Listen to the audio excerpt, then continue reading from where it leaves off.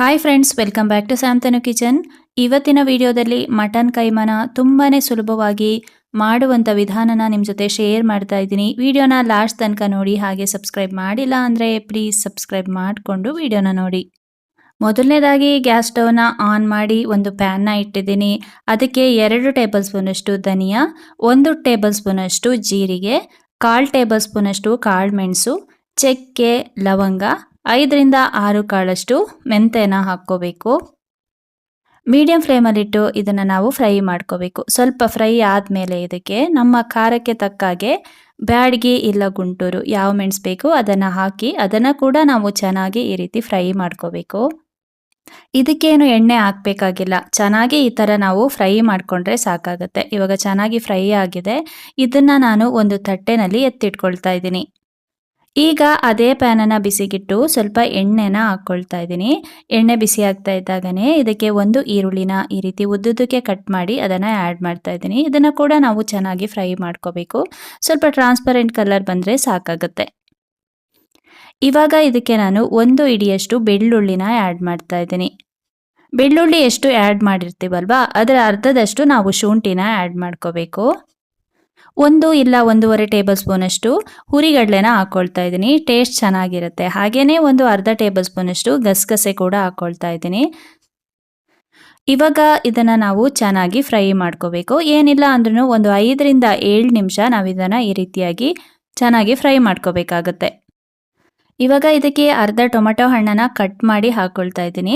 ಹಾಗೆ ಸ್ವಲ್ಪ ಹುಣಸೆ ಹಣ್ಣನ್ನು ಕೂಡ ಹಾಕ್ಕೊಳ್ತಾ ಇದ್ದೀನಿ. ಇದು ಆಪ್ಷನಲ್ಲು, ಬೇಕು ಅಂದರೆ ಹಾಕ್ಕೋಬೋದು, ಇಲ್ಲಾಂದರೆ ಸ್ಕಿಪ್ ಮಾಡ್ಕೋಬೋದು. ಹಾಗೆಯೇ ಟೇಸ್ಟ್ ಚೆನ್ನಾಗಿರಲಿ ಅಂತ ಕರಿಬೇವು ಸೊಪ್ಪು ಜೊತೆಗೆ ಕೊತ್ತಂಬರಿ ಸೊಪ್ಪನ್ನು ಕೂಡ ಆ್ಯಡ್ ಮಾಡ್ತಾ ಇದ್ದೀನಿ. ಇದನ್ನು ನಾವು ಆಲ್ರೆಡಿ ಏನು ಮಸಾಲ ಫ್ರೈ ಮಾಡಿ ಇಟ್ಟಿರ್ತೀವಲ್ವ ಅದಕ್ಕೆ ಹಾಕ್ಕೊಂಡು ಸ್ವಲ್ಪ ನೀರನ್ನು ಹಾಕಿ ಚೆನ್ನಾಗಿ ರುಬ್ಕೋಬೇಕು. ನೀವು ಬೇಕು ಅಂದರೆ ತೆಂಗಿನಕಾಯಿ ಕೂಡ ಹಾಕ್ಕೋಬೋದು, ಇಲ್ಲ ಕೊಬ್ಬರಿ ಕೂಡ ಹಾಕ್ಕೋಬೋದು. ನಾನಿಲ್ಲಿ ಹಾಗೇ ರುಬ್ತಾ ಇದ್ದೀನಿ.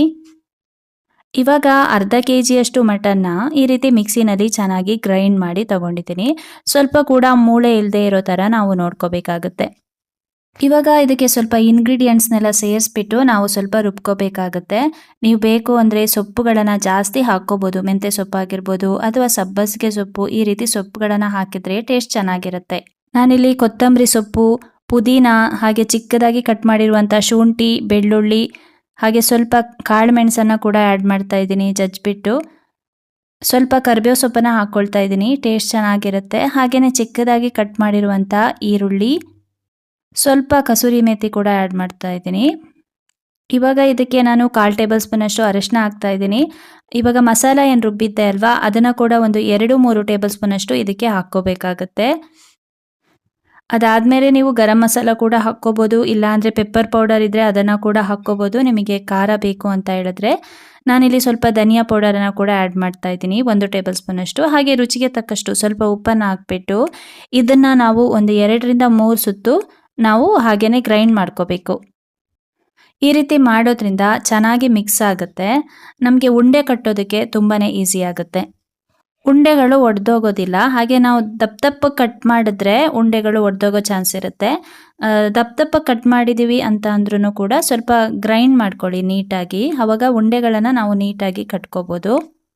ಹಾಗೆಯೇ ನಾವು ಸೊಪ್ಪು, ಈರುಳ್ಳಿ ಎಲ್ಲ ಏನು ಹಾಕಿರ್ತೀವಲ್ವ ನೋಡಿಕೊಂಡು ಹಾಕ್ಕೋಬೇಕು. ತುಂಬ ಜಾಸ್ತಿ ಹಾಕಿದ್ರೂ ಕೂಡ ಉಂಡೆಗಳು ಒಡೆಯೋ ಚಾನ್ಸ್ ಇರುತ್ತೆ.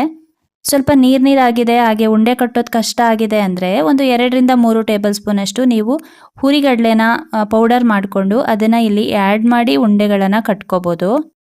ಈ ರೀತಿ ಹುರಿಗಡಲೆ ಪೌಡರನ್ನು ನಾವು ಹಾಕೋದ್ರಿಂದ ಉಂಡೆ ಕಟ್ಟೋದಕ್ಕೆ ನಮಗೆ ತುಂಬಾ ಈಸಿ ಆಗುತ್ತೆ. ಈ ರೀತಿ ನೀಟಾಗಿ ಕಲಸ್ಕೊಂಡು ನಿಮಗೆ ಯಾವ ಸೈಜಲ್ಲಿ ಉಂಡೆ ಬೇಕೋ ಆ ಸೈಜಲ್ಲಿ ಈ ರೀತಿ ಉಂಡೆಗಳನ್ನು ಕಟ್ತಾ ಹೋಗಬೇಕಾಗುತ್ತೆ.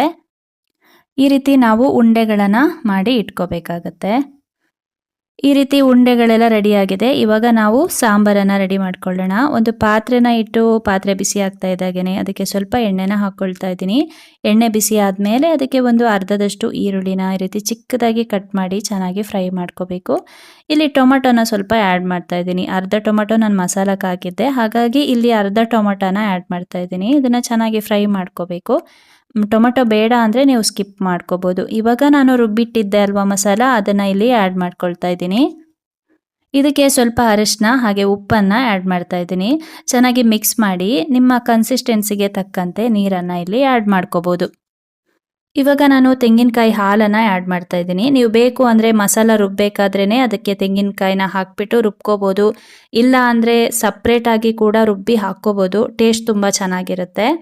ಇಲ್ಲಿ ಚೆನ್ನಾಗಿ ಕುದಿ ಬಂದ ಮೇಲೆ ಮತ್ತೆ ನಾವು ಲೋ ಫ್ಲೇಮಲ್ಲಿಟ್ಟು ಈ ರೀತಿ ಉಂಡೆಗಳನ್ನು ಹಾಕ್ಕೋಬೇಕು. ಫುಲ್ ಫ್ಲೇಮಲ್ಲಿಟ್ಟು ಉಂಡೆಗಳನ್ನು ಹಾಕೋಕೆ ಹೋಗಬೇಡಿ, ಒಡೆಯೋ ಚಾನ್ಸ್ ಇರುತ್ತೆ. ಲೋ ಫ್ಲೇಮಲ್ಲಿಟ್ಟು ಈ ರೀತಿ ಎಲ್ಲ ಉಂಡೆಗಳನ್ನು ನಾವು ಹಾಕ್ಕೋಬೇಕು. ಈ ರೀತಿ ಉಂಡೆಗಳನ್ನೆಲ್ಲ ಹಾಕಿ ಆದಮೇಲೆ ನಾವು ಮೀಡಿಯಂ ಫ್ಲೇಮಲ್ಲಿಟ್ಟು ಮುಚ್ಚಿ ಒಂದು 15 ನಿಮಿಷ ನಾವು ಇದನ್ನು ಚೆನ್ನಾಗಿ ಬೇಯಿಸ್ಕೋಬೇಕು. ನೀರು ತುಂಬ ಕಡಿಮೆ ಹಾಕಕ್ಕೆ ಹೋಗಬೇಡಿ, ಸ್ವಲ್ಪ ಜಾಸ್ತಿನೇ ಇರಲಿ, ಅದು ಆಮೇಲೆ ಗಟ್ಟಿಯಾಗುತ್ತೆ.